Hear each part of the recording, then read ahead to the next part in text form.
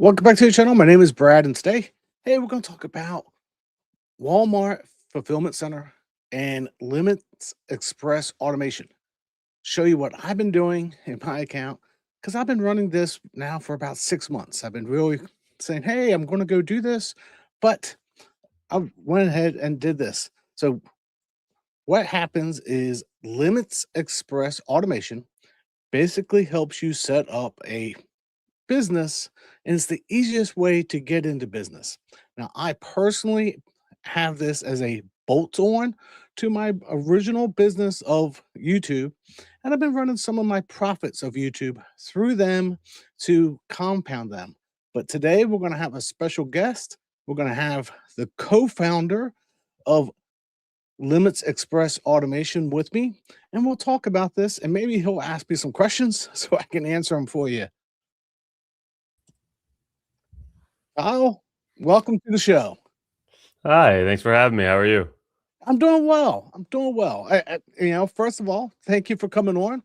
Second of all, I've been very pleased as a partner with you in running my actual Walmart fulfillment center. It's actually doing very well. I mean, we can sit back and talk about what it is and how it works, but as somebody that wanted to always have a LLC and grow my business, this actually is for me, a great bolt on to my YouTube business.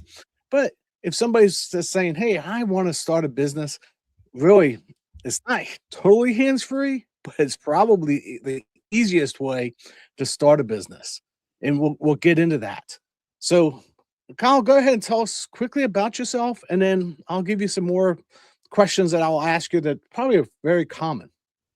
Yeah, like you said, my name is Kyle Emberg. I'm one of the co-founders of Limits Express Company, and just to kind of sum up what Limits Express is in a nutshell, we manage everything A through Z in terms of managing an Amazon or a Walmart store for our clients. We handle all of the operations, everything from sourcing all of their inventory, packaging and prepping those units in our warehouse, sending them into Amazon and Walmart, and then from there, managing all the sales, returns, customer support, accounting, everything. Our clients step in, like you had said, it's not completely hands off. It is your store, you own it. You do have to create the store, which we walk you through, and then there is some things you have to do, just monitoring the store and also sending in the capital, because you do step in as the capital partner. You supply the funds for the inventory that's getting sent into the store, and so with that, when you receive payouts from Amazon or Walmart, you need to reinvest those back in, however much you're looking to send in for more inventory. And then we share the profit we make from the store from our clients. That way we don't win unless our clients are also winning. That's right. So when I first met Kyle, I was a little skeptical, and we'll just Yeah. throw this out. I'll give you my full skepticism because I'm a little bit older. But now that I've been doing it for 6 months, and I think I've said this to Kyle, for the first 2 or 3 months, I'm like, what did I get myself into? But now that I've done it long enough, it's like, oh, this is like second nature. Right. And it's almost hands free. Almost. You still have to monitor the store. If you see an error, I literally just take a picture and I send it into Kyle's team, and voila, it gets taken care of. I really don't have anything to do there. But like Kyle says, it's all about cash flow. For Mhm. me, right now I have like over $4,000 spend for them to fulfill. I have another $1,400 to send to them. And as soon as I see a packing slip, they'll get the new money because it's always a cash flow for me as a business.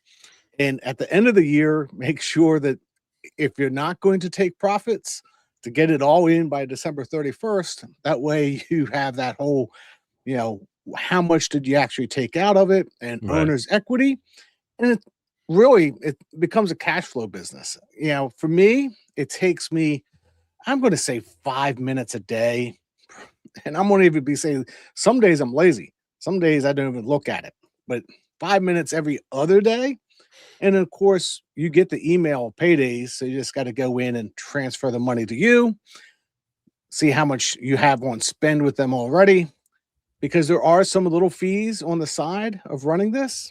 Like, you have to, let's talk through some of this. You have to start an LLC, right? You have to be a legitimate business with a EIN number.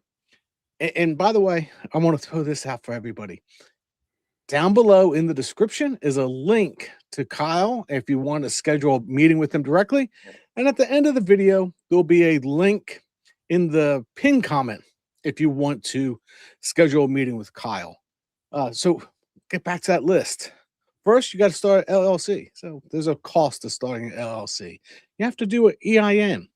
And, little things that I do, I track my actual capital of my capital that I put in because you don't want to pay taxes on your original capital. So if you're putting in, I try to increase my original capital every month. So I'm keeping track of that. And then as I get money back, I know that I have what they call owner's equity, and I can withdraw my owner's equity out and not pay taxes on it. It's almost like a Roth. But anytime I take profits from the actual sales, then those become, a tax that I have to do. The other one with this is something that people may not realize is once you get an EIN, the first year you get a buy with the IRS. After that, you got to file quarterly taxes, or you should file quarterly taxes. But Kyle, let's go about, how does this actually, walk us through the steps. You first have a meeting with you, then what ends up happening? Yeah, absolutely. First, we'd like to just jump on with the client just to see if they're a good fit for us, if we're a good fit for them, and this is something that they're looking to get started with in having their own Walmart or Amazon store. And if they decide they're looking to move forward and we're ready to get started, the onboard process is pretty straightforward. It's pretty quick, as I'm sure you remember, just creating the store, which takes you 25, 30 minutes to actually submit a store for approval on there. And then Walmart's taken a little bit longer to approve stores from when you had set up yours. I think when you did it, it was only a matter of a week or two to get yours approved, which now kind of looking at about a month to 2 months to get stores approved at the moment, just because they're trying to weed out a lot of overseas sellers that send in knockoff counterfeit products that undercut a lot of pricing there. So ultimately it's something that is good for us long term. It just comes with the the fact that it's taking a bit longer to get the approvals there. They do have to manually approve every store before it goes through. But as soon as that does get approved and we get access inside of there, that's where it becomes 99% passive is what we like to call it, just because again, you are the funding partner. There is a role you play. But again, the role is pretty small, right? It's sending in those funds, right? And it's just keeping track of what was your original capital. Yeah. What is the profits coming in, how much you're sending back in. And if, you literally just have to keep this in a Google sheet.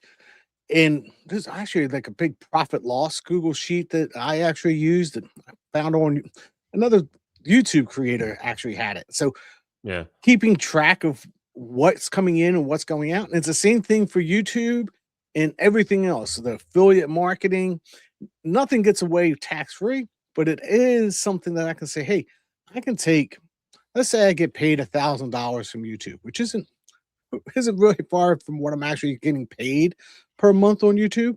And I say, okay, I got $500 that I'm not going to use. I can roll that into Kyle.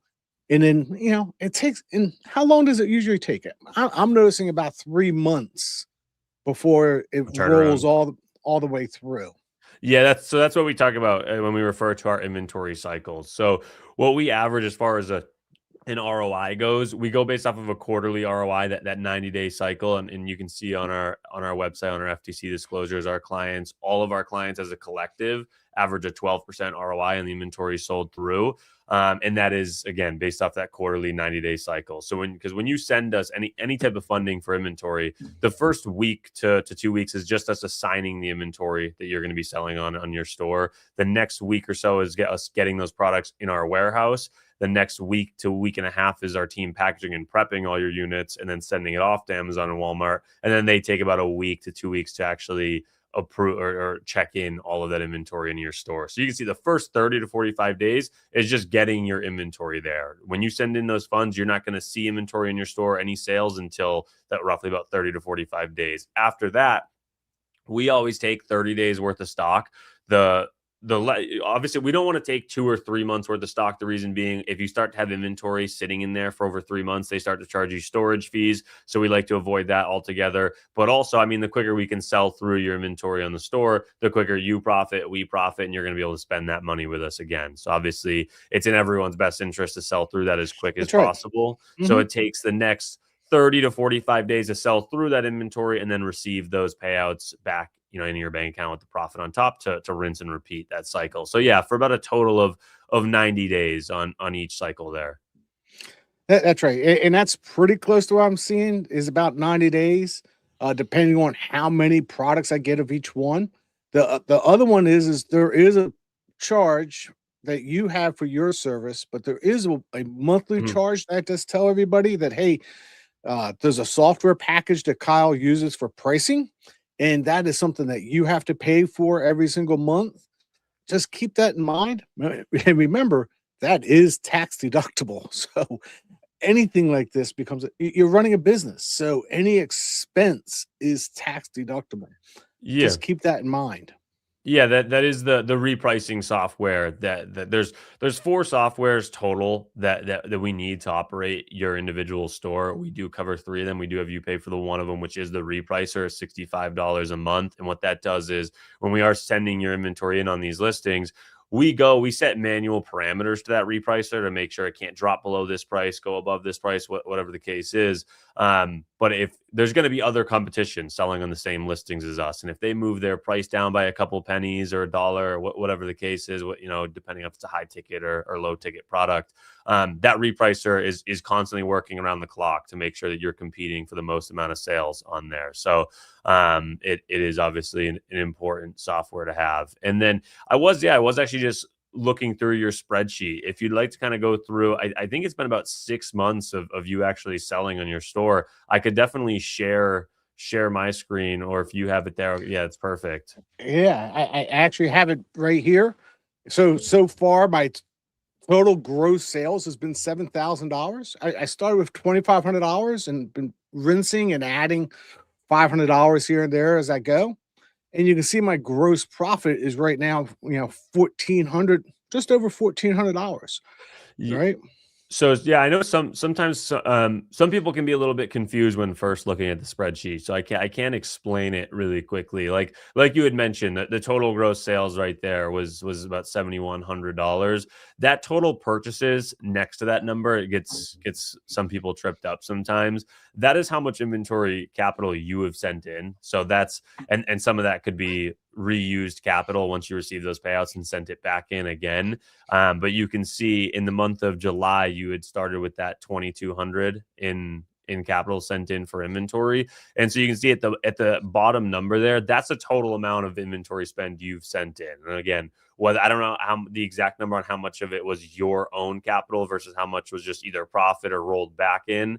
But that, yeah, I could actually answer that. I think it's for me. I think it's right around the $4,000. I can go look at my sheet. It's right around the $4,000 mark. So you can see that my client gross profits is right around 1,400. So those numbers kind of correspond to what I actually have. Right. Exactly. Correct. So yeah, you've invested about $4,000 of your own capital, and so far from your side of the profit split, that 90% there to the right is about a total of $1,400 so far in about 6 months. That's right. And as this continues to snowball, because right now I got over $4,000 spend with you, right? But I'm just waiting for February for the products to come in, for you to package it, for you to ship it. And everybody's got to realize this is not you just don't send the money in and the products go out the same week. Right. There's a whole process to this getting through.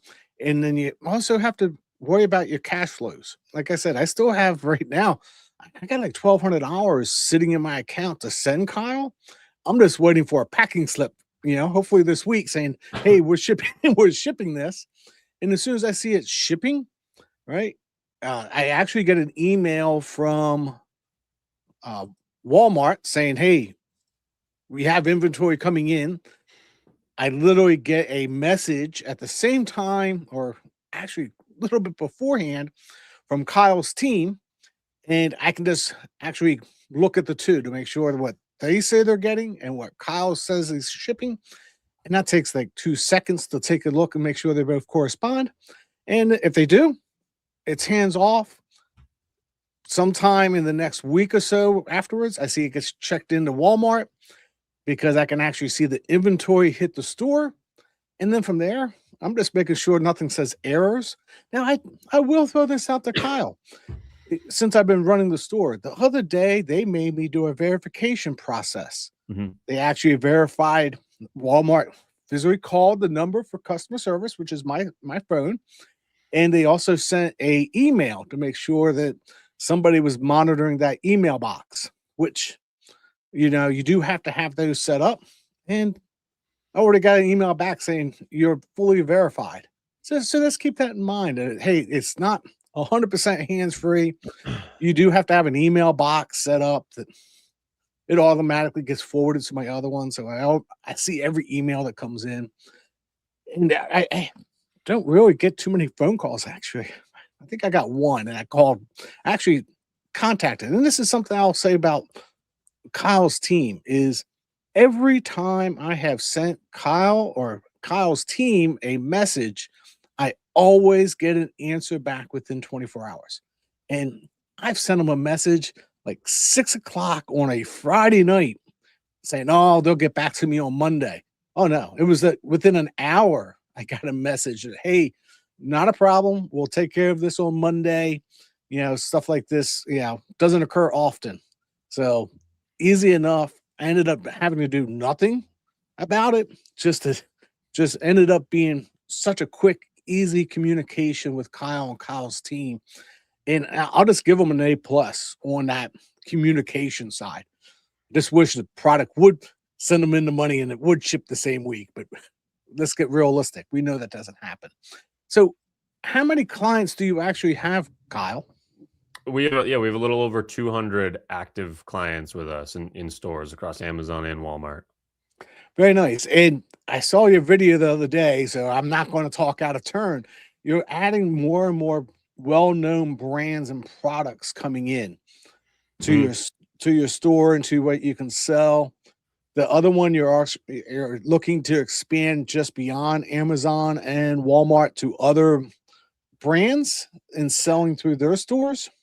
Yeah, so we're looking to expand on multiple platforms, right? When we kind of look at a 10 to 20-year outlook of where our company is going to be at, we don't want to just be reliant on one platform. Walmart, is obviously going great, and we see it, so much longevity and a huge potential with Walmart, but regardless, just the same way that when you're selling on inventory, we like to diversify you on multiple products just in case if one is to sell for, a little bit of a lower ROI, the rest are going to make up for that. It's the same thing with the platforms. Obviously, we don't want to be reliant on just one platform. So if we can be selling on 4 or 5 different platforms, again, we don't charge our clients to any extra fees to get set up on another storefront if you wanted to. So one of them that we're going to be getting onto soon is Target. They're the next one that we'll be moving on to. And then there's other platforms, eBay, also Best Buy coming out with their own 3PL and letting third-party sellers send in inventory. So those are platforms that we're looking forward to in the future. And then other brands that we're working on. I mean, we're always looking to lock in better discounted pricing. I mean, that's the whole idea. Well, that's why we continue to bring on clients like yourself. The more buying power and capital we get access to, the better and better on the pricing we're able to get, and the further and further up the supply chain we're able to work. So we don't work direct to brand with every single product we sell. There, a lot of the products we're buying are from one step down with authorized distributors. We do have brand directs with some smaller to mid-sized tier brands on there, and we're looking to continuously, like I said, as the thing, let's say Colgate for an example, right? You're looking at a $3 to $5 million opening order with them just to get in the door and get started with them. That's why we need capital in this space. If we wanted to source directly from Colgate at the cheapest pricing possible, we would need that capital, and we're not there yet. We spend a little over $1 million a month on on inventory with our suppliers throughout, again, the 200 active clients that we have at the moment. So yeah, so we're looking to get onto more platforms and bring on more clients so we can work further and further up that supply chain. Referring to that video, Legos is a brand we've been working on for some time now. So Legos is hard to get approval to sell in, and then also hard to source. So which we've been working on for a while, and that's going to be finally coming into fruition in 2026. Something we're super excited about. That's right. And somebody goes, well, I've had people say, well, why did they just do this all themselves? And I'm sitting there going, Yeah. how many people can go out and get a $10 million loan to actually start up a business like this? And what you're doing is bringing in clients, pulling all their money together to make these purchase orders so you can get products, so you can do this. And I'll just throw it out. I don't think that I have the smarts to run all the software, but you actually have a complete team. You have a sourcing team, Yeah. and you have a wall. Sometimes you have to repackage some of this stuff to certain standards. Mhm. So you're buying it in bulk. You have to repackage it. This is all done. For me, it's hands free, but you take care of all this for us. Yeah. Yeah, absolutely. So this is a good question. How long have you actually been in business? Yeah, so with the automation, I mean, we've been in the e-commerce space for some time now, probably about 7 or 8 years. But just this model and bringing on clients for the automation, just over 3 years. I did actually see that. Yeah, that question pop up. So yeah, Yeah, we do have a 3-year contract. After the 3-year contract is up, you have the ability to re-up with us for half of the initial service fee that you paid when getting started. And the percentage of clients that re-signed. So again, we've only been doing this for a little bit over 3 years. So we've only had a couple clients that actually re-sign. We haven't had anybody not re-sign yet to go for another 3 years after that. But God, yes. I was going to say that's exactly how I would look at it. yeah, Right now you're sitting at 100% resign, and I can understand why. I mean, it actually is working for me, and I would see me re-signing with you at the end of the 3 years if I still want to be running my own LLC and my own business. yeah, That's really what it comes down to. This is really, if you're wanting to run your own business, this is probably the easiest way to get into business for yourself or a bolt on to an existing business. I mean, that's how I look at it. It's very easy, very passive, as Kyle's brought up, but at the same time, you still have to file your taxes. I mean, all the rest of the stuff of running your own business. yeah, You know, absolutely. I eh, mean, but yeah, go ahead, Kyle. Yeah, managing. I mean, it goes both ways. Without our clients and with the capital that you guys would bring in, we wouldn't be getting close to the access to pricing that we're getting right now. So, I mean, our overall ROI, we'd be spending a fraction of what we spend now to also make a fraction of the ROI that we're receiving now. So, although we do share in the profit and we cut off a profit split to our clients, either way, we're making way more than we'd be making doing this on our own. And then on the flip side of things, from your perspective, yeah, right. If you wanted to do this on your own, you can, but it is absolutely a full-time job. And if you don't have that capital and that buying power, again, we've done it before. When we were first starting out years and years ago, and we were starting with a $30,000 or $40,000 purchase order with these suppliers, it's tough to even land a wholesale account with them. If you can actually get an account with them, it's extremely, they're not going to negotiate on pricing. They're just going to direct you straight to their catalog or website pricing, and that's it. And those are very, very thin margins. And you really have to pick your spots on what products you're selling on there, so that you don't lose money there. So yeah, it's something where you're partnering up. It just makes sense for both sides. Again, you're able to supply us with that capital, with our other clients on there, to allow us to go out, build out these relationships with these suppliers, get access to the pricing we're getting access to, and in return, we're able to obviously, bring a profitable business to you without you having to do all the day-to-day operations. That's right. And let's face it, if everybody's been following how to run a business, and I can point you to a bunch of different places that you can go looking at, running a business, and you should talk to a CPA or accountant. I mean, you get so many different tax write-offs, right? I mean, my cell phone, Since I have to have a customer service number, I get to write off my cell phone bill. I would have had a cell phone bill to begin with, and I get to write things like that off, right? Since I do content creation, my internet connection actually is a company write off. And you got to look at what you can write off and what you can't, and always talk to your CPA about what you can and can't do if you have any questions. But Kyle, let's talk about, where do you see your business in the next 5 to 10 years? Yeah, like I kind of was mentioning, selling across multiple different platforms, obviously continuing to bring on more clients, continuing to build up the buying power we have access to, and working further and further up that supply chain, getting access to brands like Lego, Colgate, direct to those brands. We do sell on them, but again, it's one step down. It's with an authorized distributor, so the pricing isn't as good as we'd be getting it if we had the buying power to go direct with that brand. So getting direct with those brands, also like selling across multiple different platforms, having our clients be selling on Walmart, eBay, Target, Best Buy, and with that, our clients decide how they want to allocate their funds. If they were on 4 different platforms and they wanted 25% of their funds to go to each platform, they can do that. If they wanted a bulk of it going to one spot and a smaller amount to the rest of the platforms, they can do that as well. And if they just wanted to say, hey, I only want to sell on Walmart, they're able to do that as well. But we at least want to be able to bring the option to diversify on to more platforms.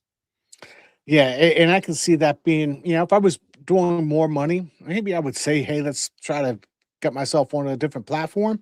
Yeah. But until I reach, a larger status, I'm sitting there going, I'm pretty happy with what I see. And it's actually very easy for me to manage. I mean, I go on, like I said, 5 minutes, probably every other day, just to make sure that there's nothing out there that I need to end up doing. And everything else is automated for me. And I just have to keep track of what I send in, what's my money, what's, the recycled money. And Kyle, I'm going to go ahead and throw this to you. Any questions you have for me as a customer?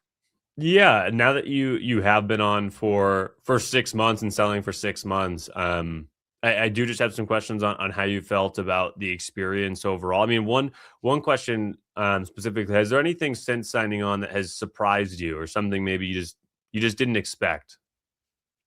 Well, first I thought it was going to be, when I first signed on, I thought, oh, this is going to be easy, right? What I found out was, hey, it was a complete process. And you've done well explaining that. I thought it was going to be, hey, you sign up, you sign on, you send the money in, you had nothing else to do. And then you get a little worried about how long it takes the money to be processed through.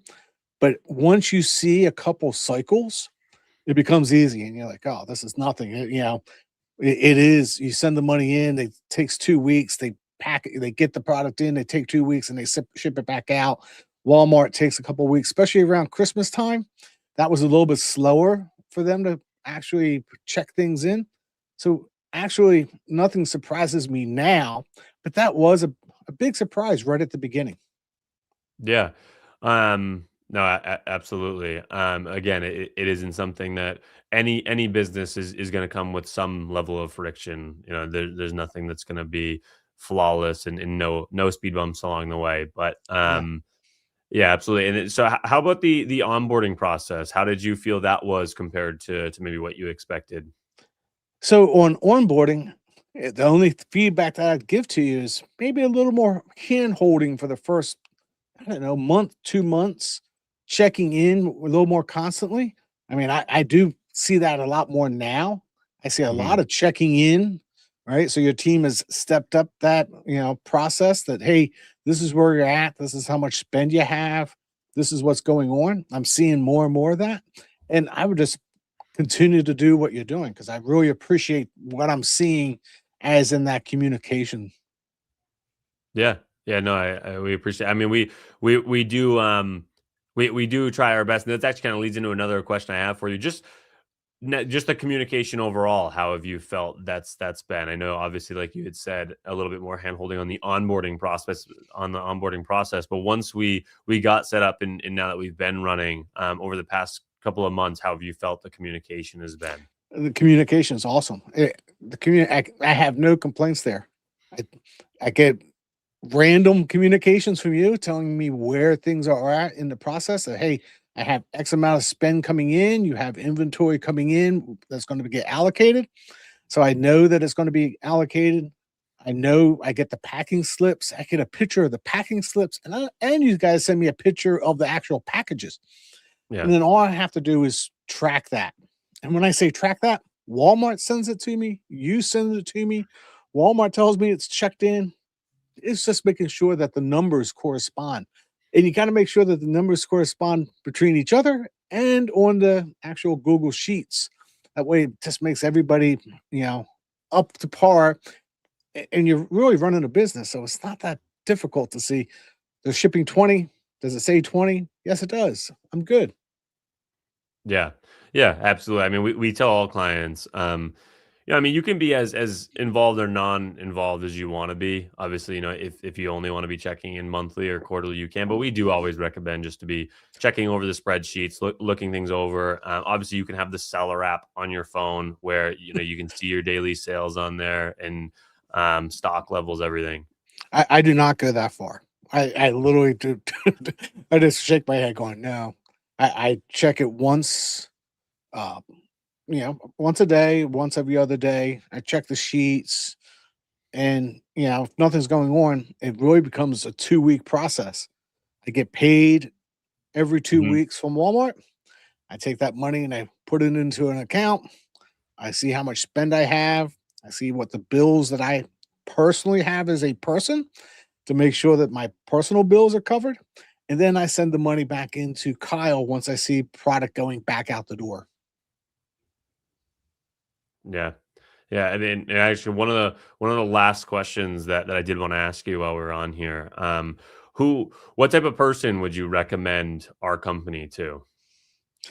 I recommend Kyle's company to anybody that's looking for a almost hands-free business that they want to run, because I've always been an entrepreneur at heart, Mhm. but it's hard to actually have a job and start a business at the same time. And I also recommend this as anybody that has a business already and they want a bolt on business to their existing business to generate more cash flow. I can see that working very well also. If you're all running an LLC like I was running, then you can actually have this as a bolt on to an existing business. Yeah. Yeah, no, absolutely. Yeah, I appreciate you answering those questions. Yeah, no problem. And I don't see any questions from the audience today besides the one. And that was a very good question because it is a 3-year contract. Yep. I'm 6 months in to my contract, so I still have a long ways to go. And I'm seeing decent profits. So I'm sitting back going, I'll just continue to roll through and increase my spend over time. And though I'm taking part of my YouTube money, say, and they got to keep that in mind. That is owner's equity, and you don't get taxed on owner's equity. What do you recommend for a startup cost? And that's a good one. There's two different levels, and can you want to run through what those two different levels are, Kyle? Yeah. So, what I recommend and I can go through the two separate packages that we have in the splits on those. What I recommend just overall for a startup cost is at least about $15,000 to get started with us. The reason being, we do have an addition, a service fee that we charge, but also, it does take a certain level of capital to get started. I know you start with kind of a smaller amount, Brad, and you were sending in and everything, but obviously Yeah. that's going to continue to ramp up and there's going to be a lot more funding in there. But the reason being, and the reason I say 15, we do charge an upfront service fee to get started with us. It's a one-time payment that goes to us to manage and operate the store for the 3 years, and then again you have the option to re-up after that. So both packages, they're both 3-year contracts. They're both the 99% passive. The only difference is the service fee in exchange for the profit split that we'd be sharing on the store.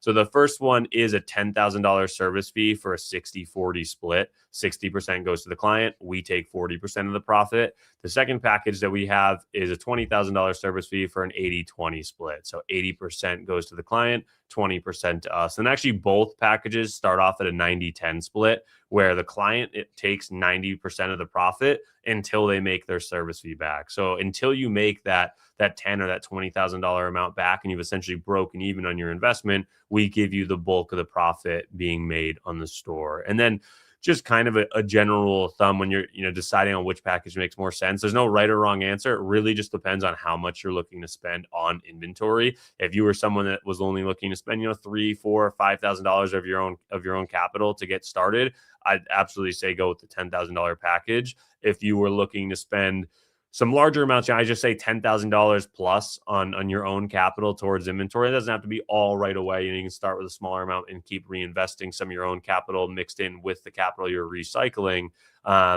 That's where I recommend at that point, that's where the $20,000 package makes more sense. You're going to be, getting a better ROI, obviously a better quarterly ROI on the 80-20. But if you're only spending those smaller amounts, $2,000, $3,000, $4,000, it just doesn't make sense to pay the extra $10,000 in the service fee for that smaller amount difference, as opposed to when you're spending $10,000, $20,000, $30,000, $40,000 on inventory. Then of course it does. Well, I'm going to notice that there's an increase in your service fees now.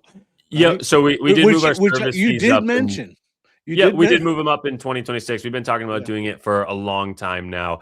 To be completely honest, in 2026, we're not really, when we were first starting this model, we take on anyone and everyone. Anybody that wanted to invest any type of level of capital, we wouldn't say no. So we are a bit more selective now of who's coming on. We're really looking for less amount of clients and just better quality clients. We'd rather be running, only 300-400 stores that are big stores that we're scaling than thousands of stores that that are only sending in a few $1,000s worth for inventory. So obviously, again, when you're first starting in this model and trying to bring clients on and you have no results to show you, it's tough. It's tough to get those first few. But now that we have the results that we have and how everything's operating, we're definitely looking for the right partners moving forward, because at a certain point, we're not going to be looking to bring on any more stores and just scale the current ones that we have. And I can see that. And my personal opinion is I started small because I didn't know Kyle. I didn't see Kyle's face on anybody else's channel. Right? We got to know each other. I got to feel him out, and I'm scaling it up over time. I think by the end of the year, I'm probably rolling $20,000 on a monthly basis with Kyle, because it's growing. I got $4,000 in spend now. I got another $1,200, I think it is, spend coming in. So I can see that rolling through. And I'm just going to go ahead and, how do you look at scaling customers ops personally? For example, 500 close. Yeah. So obviously we're continuing to hire our team as we bring on more clients. I mean, just everything from our customer support, sales representatives, our team that skims through these catalogs when we're putting in these purchases. Everywhere we're continuing to build on our team as we bring on more clients. And like I said, I know you said the question was answered. Yeah, we are at a certain point looking to stop bringing on more clients. That just because we stop bringing on more clients doesn't necessarily mean that we're going to stop building on our team and hiring more employees for every section of this business, just because even though we're not bringing on more clients, just about 90% of our clients reinvest their profits to some degree. Some like to pull 50% of the profit for themselves, reinvest 50%. Some reinvest every penny of it. Everybody's different there. Everybody structures it differently. And again, the client is the funding partner. They have 100% discretion on making those decisions. But a lot of them, like I said, are reinvesting those profits. So just because we stop bringing on clients doesn't mean that capital is not going to continue to scale and grow. So with that, as we're purchasing more inventory, we need more hands in the warehouse, packaging and prepping those units. We need a bigger buying team. So yeah, we're always continuing to bring on more members to our team. That's right. And I think that's important to realize, because I can see me growing very quickly, especially now that I'm comfortable with the actual process. And that's another one. I think we're going to stop there for a second. So if somebody starts with this lower package and they say, "Hey, Kyle, I want to upgrade to the next package," do you allow that? After the 3 years, of course, yeah. So not in the middle, right? Whatever contract you sign into, we're gonna carry out for the 3 years at the split that we agreed upon there. However, after the 3 years, if you said, "Hey, I wanna go from the 60/40, I wanna go up to the 80/20 now," yeah, of course, you can move up at that point. That's a great point. Great question. I just wanted to throw that out. Yeah. Uh, let's see here. More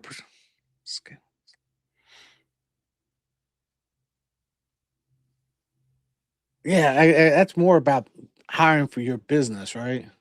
Yeah, right, yeah, Yeah. I think we had covered that one in the last Yep. question. And this one, sorry I joined late. Yes, this will be posted onto YouTube here in a few minutes. And the links will be down below if you want to actually talk to Kyle one on one. And it was good to know that Kyle's raising his fees because I got in early, which is always good.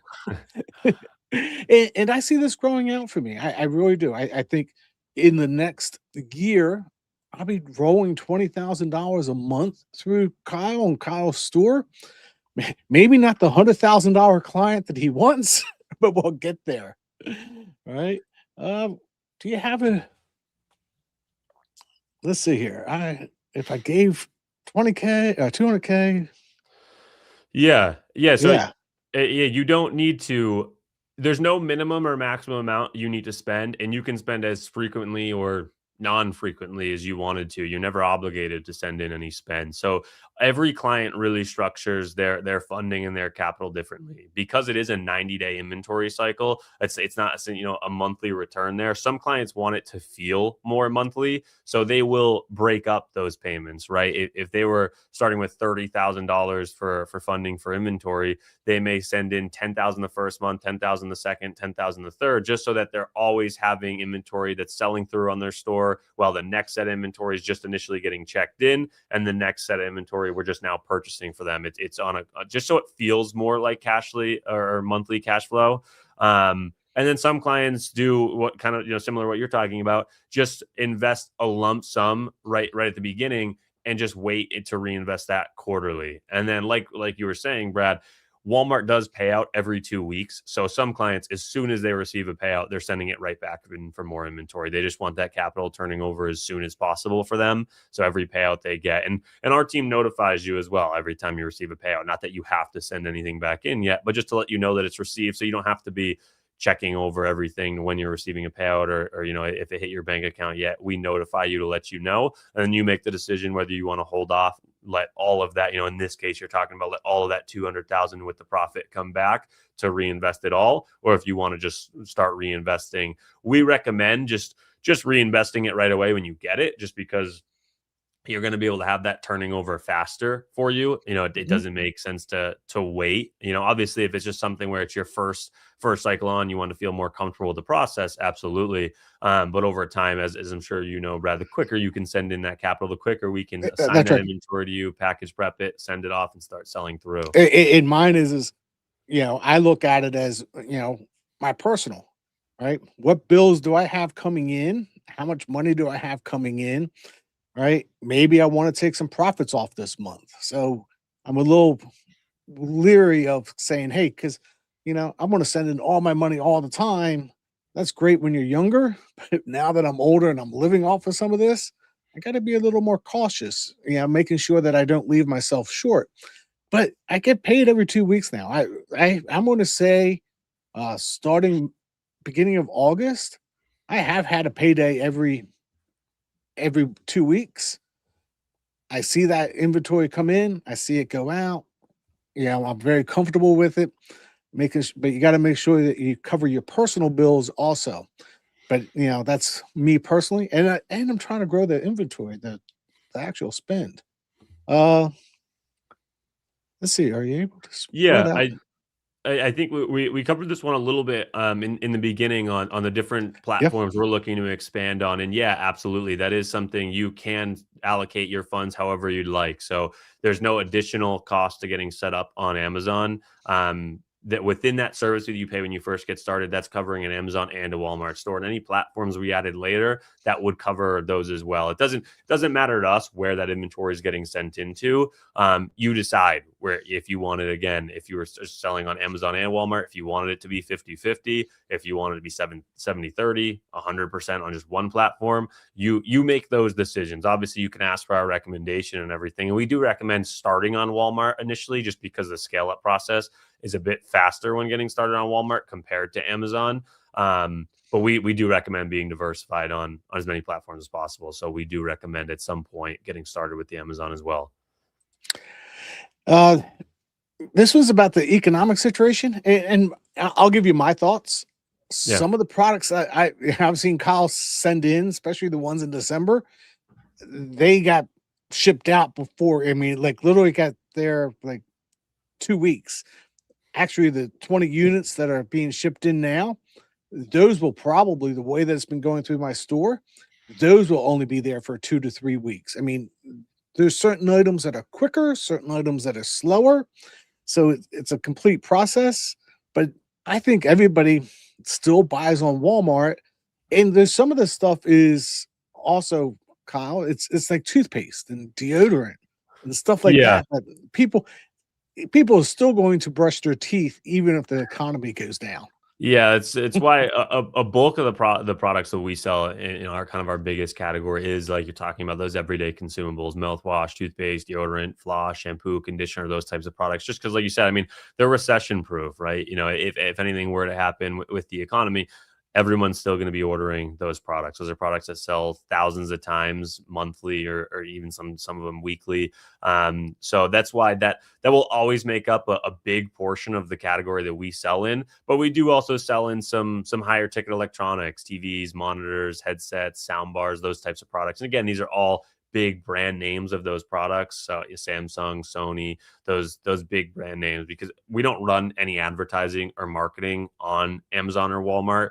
These are all organic sales and in listings that have been active for 3, 5, 10 years now, that are getting thousands of sales every single month. So we wouldn't be selling on a listing on there if it wasn't getting thousands of sales. That's why, again, just to reiterate, it is up to us just to get, if we can get access to the cheapest pricing possible, we know we're going to be able to win sales on those listings.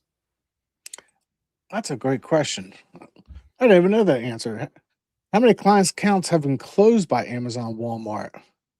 You can disclose that. Yep. No, so I can definitely disclose that publicly. So with Amazon, you're going to see a lot more restrictions in lockouts there. Like I had said, it's also a longer scale up process. The reason being, we have a partner agency with Walmart, so we work with high up reps there that help us take care of any issues very quickly on there. So as far as lockouts go, that's not something that's happening on Walmart at the moment. And if that is something where they start to restrict or temporarily restrict any of these accounts, we have reps that are able to solve those issues for us very quickly. Whereas on Amazon, that's not the case. We don't have a relationship with Amazon, good or bad. So when you get started on Amazon, you're starting out as you would start if you were just a complete, normal seller opening up a store with them. You're not on the Walmart side. You're under the Limits Express umbrella of stores that are managed, where on Amazon, it's not the same there.